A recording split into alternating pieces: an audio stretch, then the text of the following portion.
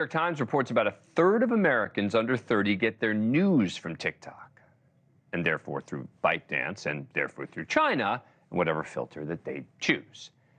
And many say that's especially the case when it comes to the war between Israel and Hamas. And an Axios analysis in October found that pro-Palestinian hashtags had almost double the exposure of pro-Israel ones.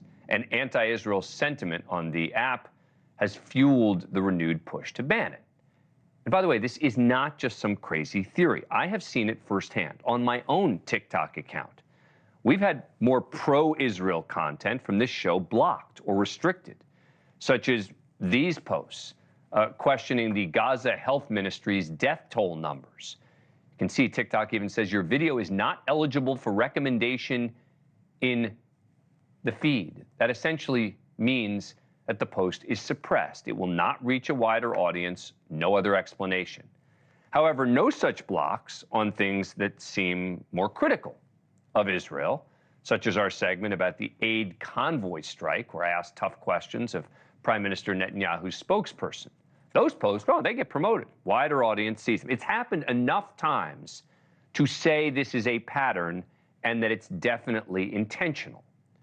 Joining us now, former Republican congressman from South Carolina, former acting White House Chief of Staff, Mick Mulvaney. He's also a NewsNation political contributor.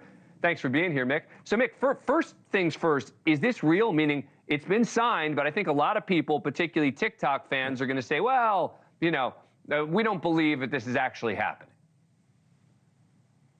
It depends on what actually happens means. Keep in mind, yes, TikTok is going to challenge it, so you don't know if it's actually going to go into force. They'll try and go to the courts to prevent it from happening. But from an individual's perspective, yes, this is going to happen. It doesn't mean that TikTok's not going to be available to them.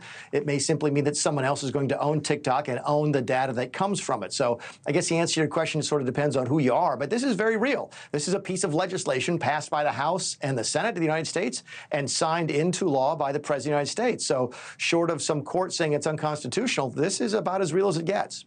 And this is the TikTok CEO, Xiao Chu, this morning, basically saying that they are going to fight it. Let's listen.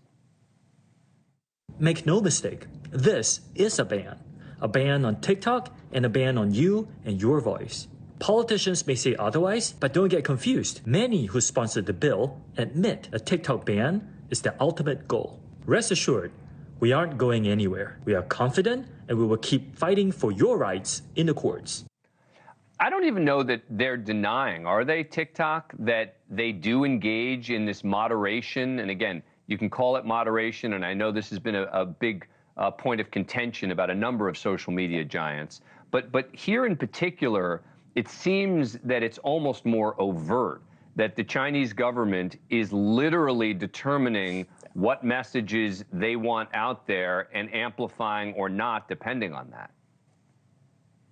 Yeah, I suppose one man's moderation is another man's censorship, depending upon whether or not you agree or disagree with what's happening, right? You can have the same conversation about X or YouTube or anything like that. But I think what this is driving home, and I'm glad that we're having this conversation, is that this is the Chinese government. I mean, Dan, you and I are old enough to remember the Soviet Union. Can you imagine going back to the 1960s or 1970s and giving the Soviet Union control over the dissemination of news in the United States of America, or a dramatic play into the television markets in the United States of America? Why we treat China today any differently than we did the Soviet Union during the Cold War, I don't know. But my guess is this is a step in the right direction. Excuse me, I happen to think this is a step in the right direction. I do think ByteDance will be sold. The question is whether or not it is the algorithm, which is really what this is, or just the brand. The TikTok brand without the underlying technology is probably not worth that much money.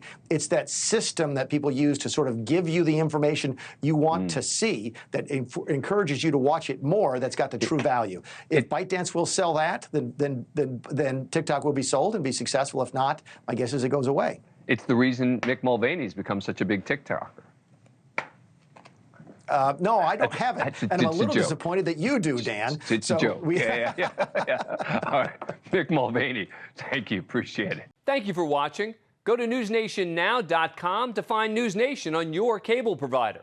And don't forget to click the red subscribe button below to get more of NewsNation's fact-driven, unbiased coverage.